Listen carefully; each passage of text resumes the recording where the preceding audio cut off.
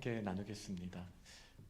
저희가 살다 보면 나의 힘으로 해결할 수 없는 다양한 모양의 문제들을 매번 만나는 것 같습니다. 우리가 감당할 수 없는 문제를 만날 때 우리는 누군가의 도움 혹은 무언가의 도움을 또 필요로 하기도 합니다. 예전에 제가 대안학교를 섬길 때 학생들과 또 저희 가족과 함께 그 캐나다의 로키 산맥으로 이제 운전해서 간 적이 있었습니다. 근데 이제 눈이 오는 거예요. 근데 차가 나름대로 큰 차였는데도 계속 흔들리더라고요. 저희 동네에서 거기까지가 한 10시간 정도 거리였는데 남은 한 3시간 정도를 제가 통제할 수 없는 핸들을 가지고 그렇게 넓지 않은 1번 국도였는데 거기를 갔던 생각이 이렇게 많은 눈을 보면 계속 떠오르기도 합니다. 그때 제가 얼마나 기도하는 마음으로 운전을 했는지 모릅니다. 가족들은 다 자고 애들은 다 자고 있는데 저는 이거 삐끗하면 큰일 나겠는데 라는 생각을 했었거든요. 그게 이제 불과 한 4년 전 일이었던 것 같은데 우리가 이런 내가 해결할 수 없는 상황에 처하게 되면 누군가 나를 도와주면 좋겠다. 그러다가 이제 그게 인간의 영역으로 안 될 때 하나님 좀 도와주세요. 하나님 구원해 주세요. 이렇게 우리가 바라보게 되죠. 이런 우리 인간들의 마음을 따라서 우리는 구원이라는 이 너무나 크고 아름다운 표현이 나의 필요, 나의 상황을 해결해 줄 수 있는 해결책, 이렇게 생각하기가 쉬운 것 같습니다. 대표적으로는 질병과 고통의 문제가 있죠. 이 문제 앞에서 스스로 해결할 수 없는 상황 가운데 우리는 누군가의 도움을 필요로 합니다. 또 우리가 신체적으로나 아니면 정서적으로 배고프죠. 갈증이 늘 있죠. 외롭죠. 헤어나올 수 없는 어두움에 갇히기도 합니다. 그럴 때에도 스스로 해결할 수 없다는 걸 알기에 누군가의 도움, 때로는 세상의 힘, 기술, 아니면 약, 여러 가지 도움도 찾아보고 나름대로 노력을 하지만 결국은 또 하나님께 매달리게 됩니다. 근데 저는 이렇게 질문하고 싶습니다. 과연 예수님이 나의 구원자이십니다라는 표현이 나의 그런 문제들을 해결하시는 유일한 분이라는 의미겠습니까? 한번 우리가 생각해 봐야 합니다. 먼저 제가 하이델베르크 교리문답 29문을 읽으면 한번 큰 목소리로 함께 답해 주시기를 부탁드립니다. 왜 하나님의 아들을 구세주라는 뜻을 가진 예수님이라고 부릅니까?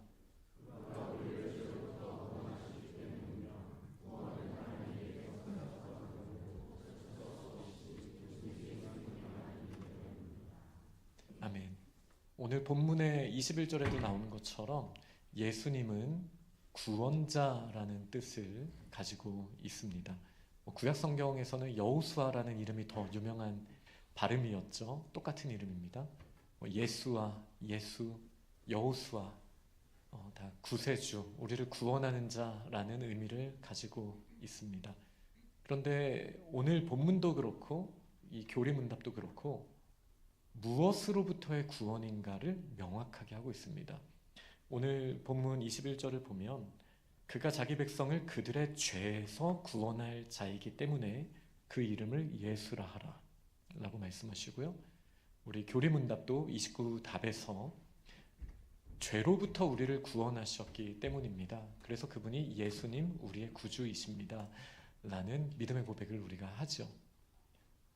우리가 생각하는 수많은 것에서부터 우리를 구원하시는 분이긴 하지만 거기에서만 멈춘다라면 우리는 세상 다른 종교와 어떤 다른 믿음의 고백을 하는 거겠습니까?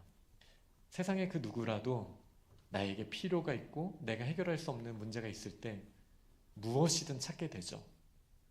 우리는 정말 그 정도의 믿음 생활을 하는 것입니까? 아닙니다. 이것을 정확하게 알기 위해서 우리는 죄로부터 구원하시는 이 진정한 의미의 구원자를 알아야 합니다. 그래서 제가 설교 때 몇 번 함께 공유하는 이미지인데요. 오늘도 한번 머릿속으로 떠올려 보시면 좋겠습니다. 풍성한 나무 한 그루를 한번 머릿속으로 생각해 보세요. 이 나무에 열매들이 맺혀 있습니다. 그리고 이 열매들이 보통 우리가 구원자를 찾을 때 이 문제를 해결해 달라는 그 이유가 문제가 되는 경우가 참 많습니다. 제가 아까 말씀드렸던 고통의 문제, 질병의 문제, 관계의 문제, 헤어나올 수 없는 감정, 때로는 그것이 분노로, 때로는 우울감으로, 내가 도무지 해결할 수 없는 경제적인 문제들, 이 모든 것들은 우리의 인생의 전부라고 생각하고 이것이 우리를 크게 휘두른다라고 우리는 느끼지만 실상은 나무의 열매입니다. 때로는 우리에게 달콤한 열매들이 맺히기도 하지요. 그러나 항상 안 좋은 일은, 나쁜 일은 우리에게 너무나 큰, 우리의 마음에서 너무나 큰 부분을 차지하게 됩니다. 그리고 그 열매 때문에 우리는 넘어지고 좌절하고 그리고 구세주를 찾기도 합니다. 그럼 이 보여지는 나무 자체는 무엇일까요? 저는 이거를 이제 죄성이라고 말합니다. 열매가 죄의 결과로서 우리가 느끼는 감정과 아니면 환경과 상황과 이런 것들이라고 그냥 아주 단순하게 한번 정의를 해본다면, 그럼 눈에 보여지는 풍성한 나무 자체는 우리의 죄성이라고 할 수 있습니다. 악한 태도, 그리고 죄를 향한 기울어져 있는 우리의 마음, 특히 갈라디아서 5장이나 로마서 말씀 등을 보면 육체의 소욕에 대해서 말하죠. 음행과 그리고 분내는 것과 그리고 당짓는 것, 끼리끼리 모이는 것, 그리고 다른 사람들을 시기 질투하는 것, 정죄하는 것, 그리고 거짓말하는 것, 우리가 이 나무를 보고 죄라고 말할 수 있습니다. 그러나 이 또한 죄의 본질은 아닙니다. 거짓말은 죄죠. 그리고 제가 아까 말씀드렸던 그 모든 것 다 죄입니다. 안 좋은 행동, 우리의 안 좋은 말, 그리고 우리의 안 좋은 생각 다 죄입니다. 그러나 여전히 그것은 본질이 아닙니다. 본질은 눈에 보이지 않습니다. 땅 아래에 있습니다. 뿌리라고 말할 수 있겠습니다. 죄의 본질, 죄의 뿌리는 무엇입니까? 오늘 본문 23절을 보면 이렇게 말합니다. 보라, 처녀가 잉태하여 아들을 낳을 것이요 그의 이름은 임마누엘이라 하리라. 이게 약간 어색하고 낯선 표현입니다. 왜냐하면 21절에 보면 그 이름을 예수라 하라, 기록된 바, 선지자들이 이렇게 말했는데 라고 말하면서 예수라는 말로 이름을 지으라고 했던 그 성경 본문이 나와야 될 타이밍이잖아요. 근데 임마누엘이라 하라 라고 나오거든요. 예수님이 우리를 구원하신다라는 것이 무슨 뜻이라는 거예요? 하나님이 우리와 함께 하신다라는 의미랑 똑같다라는 거예요. 그렇다면 우리는 죄로부터 우리를 구원한다고 하셨으니 죄의 본질이 무엇인지 알게 되는 것이죠. 죄의 본질이 무엇입니까? 청교도 신학자라고도 할 수 있는 존 오웬이 말한 대로 하나님과 분리되어 있는 상태가 죄입니다. 하나님 없이도 내 인생 내가 책임지며 살아보겠다라는 것, 내가 다 해결할 수 있다라는 상태, 이것을 죄라고 말합니다. 하나님을 떠나 있는 상태, 그것이 죄의 본질이자 죄의 뿌리입니다. 이게 뭐가 문제인가요? 라고 말할 수 있습니다. 죄는 살인, 도둑질, 온갖 안 좋은 게 죄 아닌가요? 맞아요. 그것도 죄의 드러나는 모습입니다. 그러나 그 드러나는 모습이 왜 생기는 겁니까? 뿌리 때문이죠. 하나님을 떠났기 때문인 거예요. 제가 몇 번 말씀드리는 것처럼 이 상태는 마치 물 밖의 물고기와 같습니다. 뿌리가 뽑혀버린 나무와 같습니다. 공통점이 무엇이죠? 살아있는 것처럼 보여요. 잠깐은 호흡할 수 있어요. 잠깐은 움직일 수 있어요. 잠깐은 푸르른 나뭇잎을 가지고 있을 수 있어요. 그러나 뿌리가 뽑혔기 때문에, 물 밖으로 나왔기 때문에 그에게는 생명이 없는 거예요. 살아있으나 죽어있는 거예요. 그게 지금 우리 인생들의 모습입니다. 살아있는 것처럼 보이죠? 우리가 뭔가를 다 할 수 있는 것처럼 보이죠? 근데 우리는 물 밖의 물고기라면 어떤 소망이 있겠습니까? 우리 인생 중 누가 내 인생도 책임질 수 있다라고 말할 수 있겠습니까? 아니, 죽음을 만날 때는 우리는 어떻게 책임집니까? 생명이신 하나님을 떠났는데 그 마땅한 결과로 찾아오게 되는 죽음 앞에서 우리가 할 수 있는 것이 무엇입니까?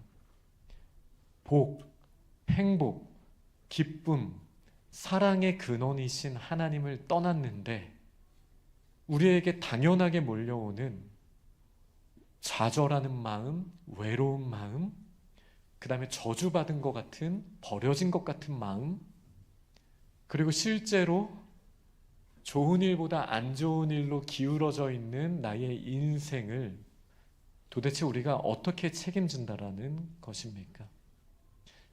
그러니 죄는 겉으로 보여지는 것도 우리는 죄라고 말하지만 그 너머 본질을 봐야 합니다.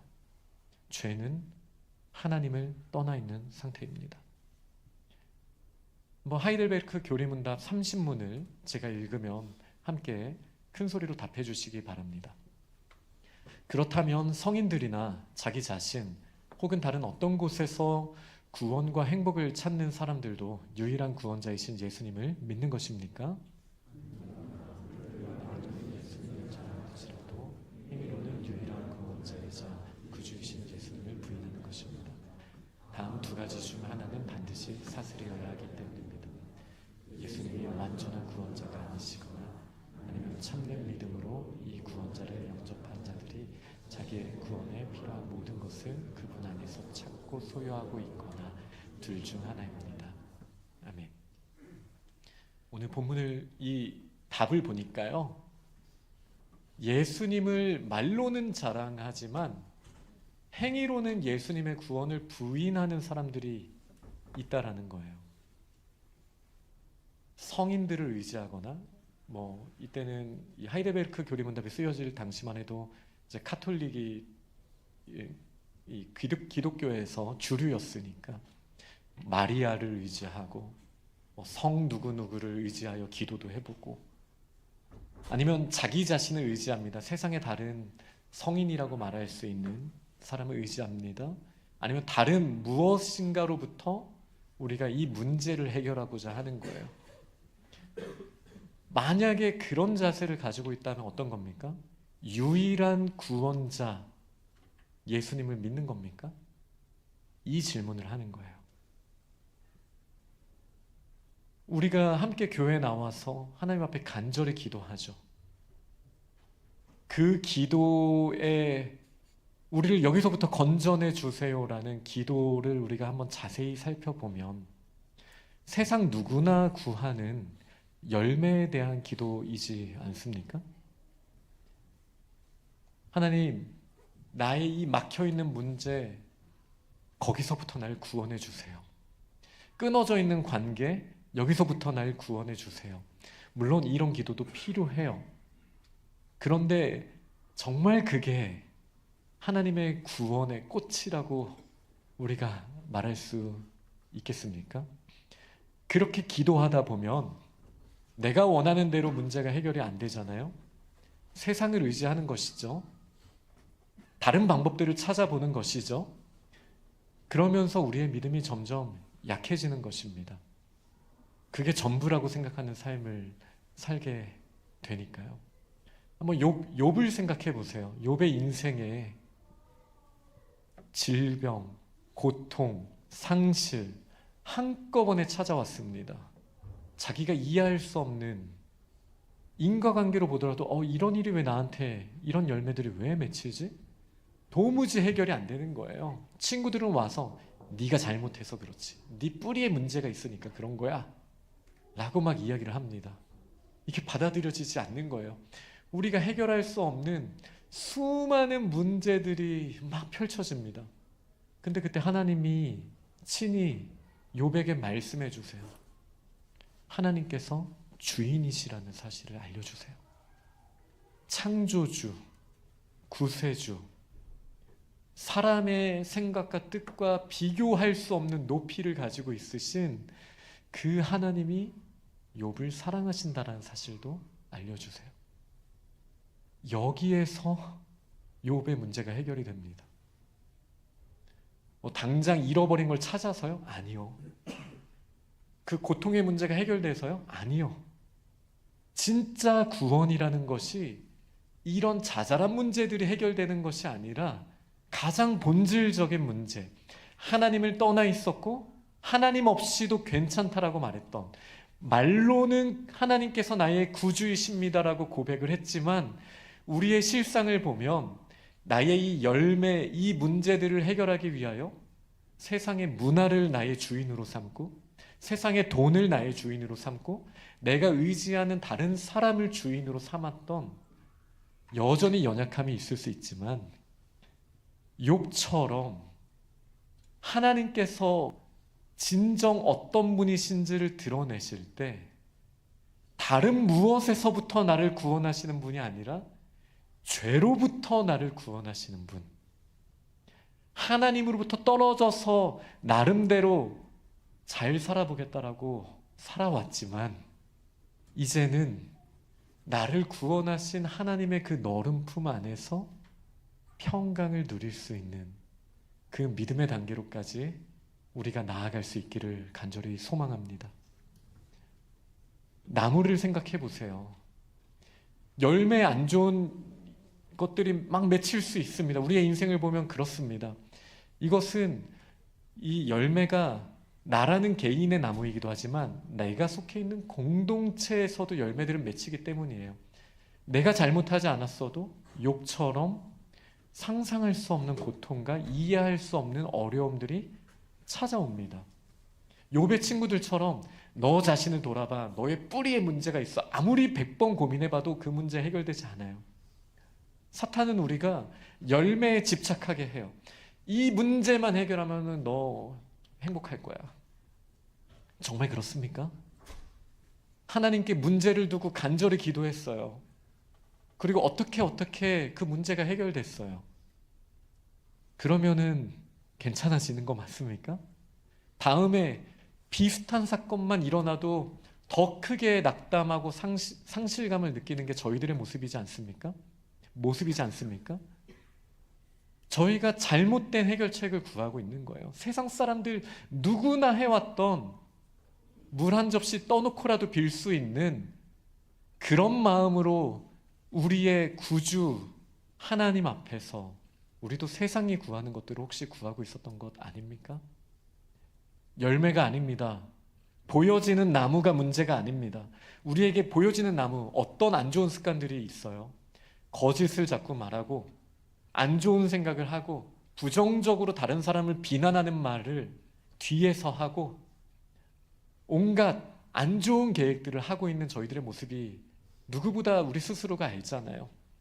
거룩한 훈련보다는 내 육신을 잠깐 기쁘게 하는 그 습관들이 더 기울어져 있는 우리의 모습이지 않습니까?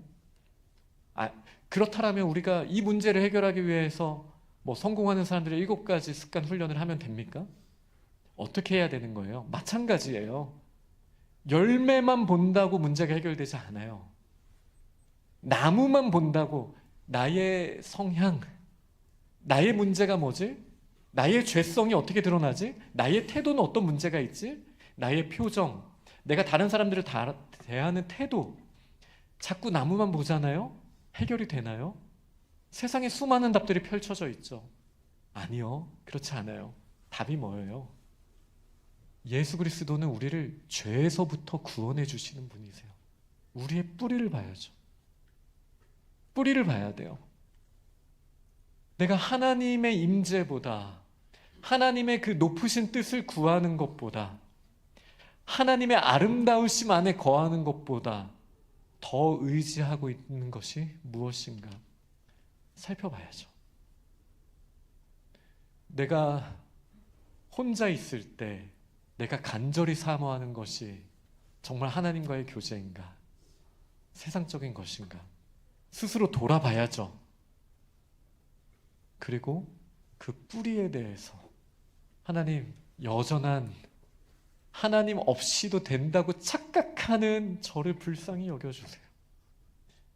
진리 가운데 거하며 마치 물고기에게 어떤 우선순위가 있겠습니까? 물 먼저 찾아야죠.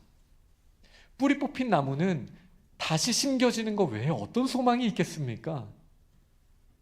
여기서 그런 인생을 살아가는 저희들에게 하나님 안에 거하는 것, 여호와의 뜰에 심겨지는 것보다 우리가 더 갈망해야 하는 것이 무엇이 있겠습니까? 많은 문제들이 있어요. 제가 그 문제들을 놓고 기도하지 말라는 거 아니에요. 우리가 고쳐야 되는 습관이 있어요. 근데 그것이 전부라고 생각하면 세상과 우리가 뭐가 다릅니까? 하나님과의 친밀한 교제 없이 하나님의 말씀을 묵상하지도 않으면서 하나님을 높여드리고 하나님께 진정한 마음으로 매일같이 예배하지 않으면서 뿌리를 통해서 공급하시는 하나님에 대한 갈망과 사모함이 없으면서 열매만 바꿔주세요. 나무 좀 더 그럴싸하게 보이게 좀 치장해 주세요. 정말 이게 맞는 겁니까? 아니죠. 우리의 뿌리는 예수 그리스도를 믿는 그 순간 이미 여호와의 밭에 심겨졌어요. 그런데 왜 우리의 몸통은 왜 이래요? 우리 겉으로 보여지는 나무는 도대체 왜 이런 삶을 사는 거예요? 왜 열매들은 이런 열매들이 맺혀지는 거예요? 이게 하나님의 뜻입니까? 아니죠. 뿌리를 통해서는 이미 하나님께서는 모든 공급하실 수 있는 하늘의 신령한 복을 이미 우리에게 허락하셨어요. 근데 이게 왜 몸통에 못 올라오고 이게 왜 열매 맺히는 것으로 연결되지 않습니까? 그게 우리가 저번에 나눴던 믿음 때문이에요. 우리가 진정 하나님을 신뢰하고 여호와의 아름다움을 사모하는 그 갈급한 마음으로 하나님 앞에 나아가지 않고 세상을 의지하고 나 자신을 의지하고 나아간다라면 어떻게 뿌리에서부터 하나님의 공급하심을 우리가 나무 전체와 열매로 보낼 수 있겠습니까? 우리는 구원받았지만 뿌리는 완전하지만 우리의 인생의 길에서 보여지는 겉으로 보여지는 이 모습과 열매들 가운데에는 여전히 독소가 있어요. 이 독소를 뿌리에서부터 공급해 주시는 건강한 양분으로 충분히 이겨낼 수 있어요. 충분히 이겨내요. 이겨내고도 남아요. 그런데 여전히 구원받은 저희가 뿌리에 관심 갖지 않고 내 힘으로 하려고 하면 독소가 작동을 하는 거예요. 성령으로 충만하다라는 게 뿌리로부터 하나님의 충만하심을 공급받는다라는 거잖아요. 근데 이렇게 공급받지 않으면 옛사람, 후패한 우리 옛사람들은 썩어지고 냄새나는 그 독소 때문에 영향을 받아요. 그래서 우리에게 여전히 그런 습관들이 남아있는 거고 그에 따른 열매들이 자연스럽게 맺히는 거예요. 제가 다시 말씀드리지만 이 열매는 꼭 나라는 인과관계 없이도 이 세상의 전체적인 나무라는 관점에서 봐도 나는 그렇지 않았어도 나한테 갑자기 열매들이 안 좋은 열매들이 막 맺혀져요. 질병도 그럴 수도 있고요. 아니면 최선을 다했는데 결과가 안 나오는 모습들도 이 세상의 부패한 나무 가운데 얼마든지 우리 인생에서 경험하게 되는 거예요. 그러나 답이 무엇이라고요? 뿌리. 하나님과 함께 하면요. 본질적으로 우리를 자녀 삼으신 이거를 위치적 성화라고 말할 수 있겠습니다. 저희에게 우리가 하나님이면 충분합니다. 주님만이 나의 구주이십니다. 오늘 이 21절의 고백대로 예수님이 자기 백성을 그들의 죄에서 구원할 자, 우리를 예수님의 것이라고 이미 말씀하시잖아요. 예수님의 것, 예수님이 사랑하셔서 모든 것을 내어주신 그 하나님의 사랑의 품을 먼저 구하면, 그 나라와 그 의를 먼저 구하면 이 뿌리에서 세상이 줄 수 없는 은혜를 주시는 것이죠. 때로는 열매가 당장 좋은 열매들로 바뀌어지고 문제가 해결될 수도 있어요. 그러나 그것이 구원의 본질은 아니에요. 저는 그거를 이제 구원의 적용이라고 보통 표현을 합니다. 아니면 성령의 열매라고도 말하기도 합니다. 그러나 우리가 뿌리를 하나님께 내리고만 있다라면 때가 되면 반드시 열매는 맺혀집니다. 그러나 그 때가 되기 전까지는 어떤 일이 있습니까? 하나님이 우리에게 넘치는 기쁨을 먼저 주시는 거예요.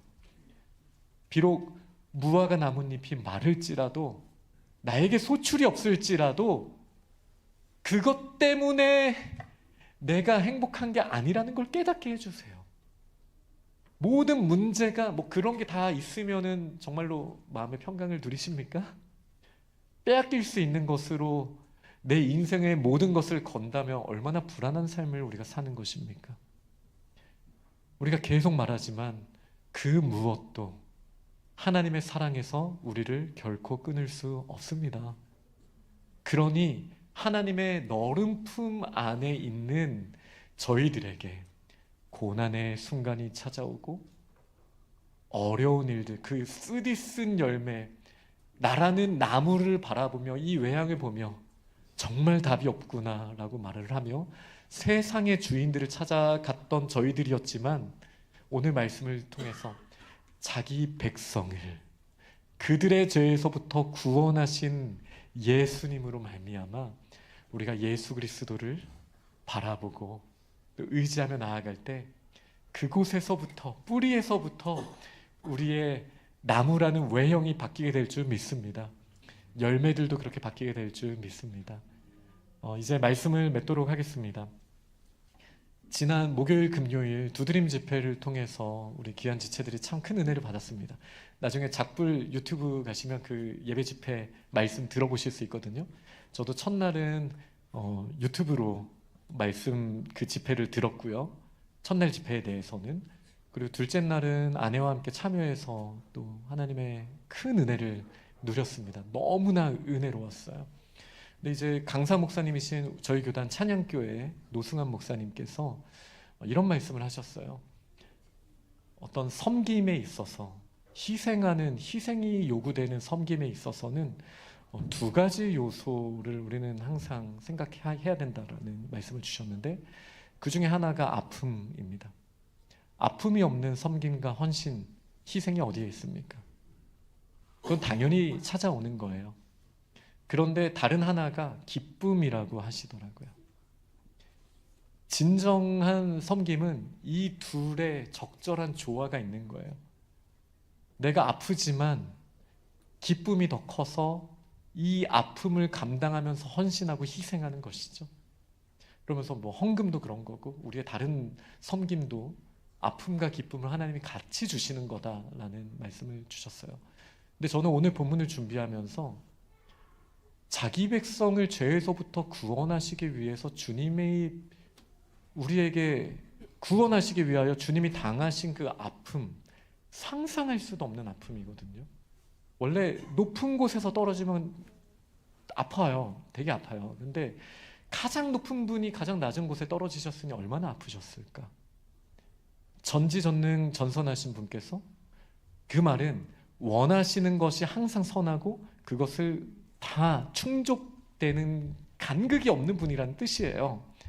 근데 그분이 원하시는데도 누리지 못하는 상황, 손가락을 펼치셔서, 맥스루 케이도 목사님의 표현으로 손가락을 펼치셔서 은하수를 걸어두신 분이 손 펴서도 물 한 잔만 달라고 말하고 싶을 정도의 갈증을 느끼셨는데 해결할 수 없는 그 고통, 실제로 육체의 고통 얼마나 컸습니까? 십자가의 그 고통, 모든 것을 가지신 분이 그것을 상실하실 때의 고통은 도대체 얼마나 큰 겁니까? 그런데 그 모든 아픔보다 예수 그리스도의 기쁨이 더 컸던 거예요. 십자가에서. 왜요? 자기 백성인 우리를 구원하시는 것이 예수 그리스도의 가장 큰 기쁨이셨기 때문이에요. 그게 그 희생이잖아요. 그게 이제 우리 강사 목사님이 강조하신 내용이거든요. 그러면 인생을 살다가 우리가 아픔을 경험하죠. 근데 성경을 보면 섬겨라, 희생해라, 반복되잖아요. 근데 우리의 지금 기도는 자꾸 이쪽인 거예요. 아파요. 이 아픔을 해결해 줘야 제가 하나님의 자녀라는 걸 인정할 수 있겠어요. 약간 이 방향으로 기울어졌다라는 거죠. 물론 자녀가 아픈 걸 원할 부모가 어디 있어요. 그런데 하나님께서 우리에게 예수 그리스도 통해서 보여주신 것은 그 아픔과 비교할 수 없는 기쁨을 이미 우리에게 주셨단 말이에요.